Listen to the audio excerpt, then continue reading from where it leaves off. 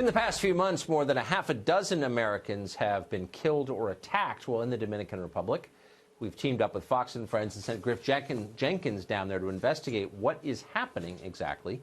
Griff spoke to some key people on the island and joins us exclusively live from the Dominican Republic tonight. Griff? Hey, Tucker, good evening. When it comes to finding answers, we find that the officials here are mostly stonewalling us. Hotels aren't going on camera to talk to us, and the tourism minister's out of the country. So we took the hunt for these answers straight to the top. Danilo Medina is the president of the Dominican Republic. He's been in office since 2012. He was at a groundbreaking event yesterday. So we went with our questions. Here's what happened. Watch. Mr. President. Mr. President. I want to ask you about the recent deaths of 4 Americans here at resorts. Yes. Mr. President, just a comment, sir. Now, one of the gentlemen you see there, Tucker, that the President Medina is talking to is Frank Ranieri. He's one of the wealthiest investors in tourism in the Dominican Republic. He was willing to speak to me afterwards. He says he's worried about the impact that these deaths may have on tourism. Here's some of what he had to say. Listen. When people come to all-inclusive, I'm not an all-inclusive hotel, people have a tendency to drink and eat more than often. And that's where the problem begins. Because when you get everything free, then you make a party out of it.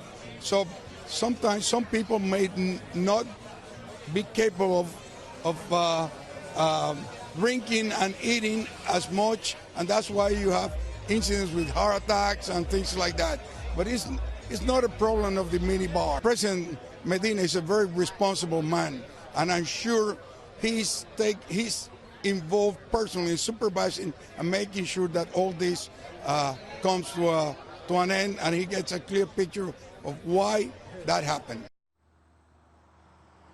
Now, when it comes to the minibar, you heard Mr. Ranieri mention it there, the Hard Rock Casino and Hotel in Punta Cana that we showed you that video last night of the minibar where you have the full fifths of liquor in there. They are issuing a statement tonight sending their sincerest condolences to the families of Mr. Robert Bell Wallace as well as David Harrison, and said that the ongoing investigation will continue, saying this, quote, "We can assure you the safety and health of our guests is now and has always been our highest priority. We currently implement beverage protocols, including purchasing sealed and unopened products from licensed and reputable vendors, as well as daily inspections of all products served throughout the hotel bars and in-room liquor dispensers." So at least the Hard Rock there responding to our investigation. But, you know, it is going to be the final toxicology and pathology reports of the last 4 individuals that have died here, the Americans that have died here. I can also add to this the hotel resort behind me, Tucker, here, the Bahia Principe. This is where that Maryland couple, Edward Holmes and Cynthia Day, were unresponsive, didn't check out on time. They were found dead in their room on May 30th. Their attorney telling me about 30 minutes ago they just got the bodies back today to Maryland. He will do his own independent autopsy and toxicology report. We'll find out what those results tell us when they're available. Tucker? So those are the people Mr. Ranieri suggested to you may have eaten themselves to death because the food was free.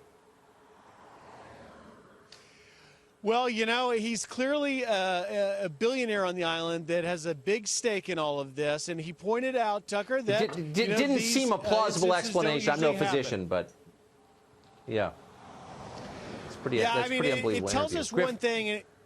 It tells us one thing, Tucker, and that is that they're scrambling in the wake of these tragic deaths, and certainly hope no more happen. Yeah, that's pretty amazing. Griff Jenkins, thanks a lot. We'll see you tomorrow.